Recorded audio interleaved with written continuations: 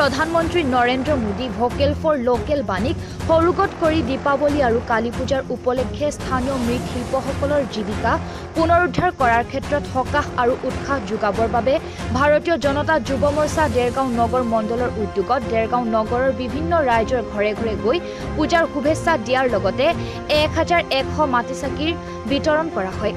বিশেষকৈ আত্মনিৰ্ভৰ ভাৰত আত্মনিৰ্ভৰ অসমক অধিক গতি প্ৰদান কৰিবৰ বাবে আৰু চীনা সামগ্ৰী বৰ্জন কৰি স্বদেশী সামগ্ৰীৰে আকোৱালি ল'বলৈ প্ৰধানমন্ত্ৰীকে ধৰি অসমৰ মুখ্যমন্ত্ৰী সৰ্বানন্দ সোণোৱাল আৰু বিত্তমন্ত্ৰী হিমন্ত বিশ্ব শৰ্মাৰ আহ্বান প্ৰতি লক্ষ্য ৰাখি এই কাৰ্যসূচী হাতত লোৱা হয়।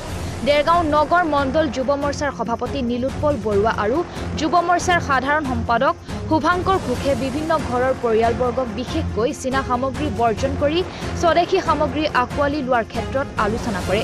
দেৰগাঁও নগৰ মণ্ডল যুৱ মৰ্চাৰ এনে কামক দেৰগাঁওবাসী ৰাইজে শলাগ লয়। উক্ত অনুষ্ঠানটোত উপস্থিত তথা সহযোগ কৰে দেৰগাঁও যুৱ মৰ্চাৰ উপসভাপতি স্বপ্নলীল কলিতা, সম্পাদক দ্বয় শ্ৰীমান্ত বৰুৱা, ৰথিন শৰ্মা, ছ'চিয়েল মিডিয়াৰ মিথুন ঘোষ আৰু মণি সোণোৱাল আদিয়ে। কাৰ্যসূচীৰ বিষয়ে ক'ব।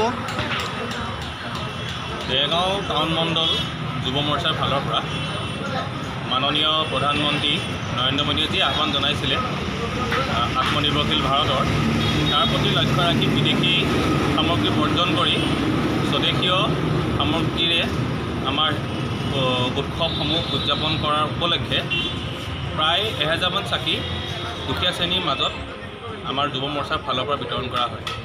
News desk report, time Assam.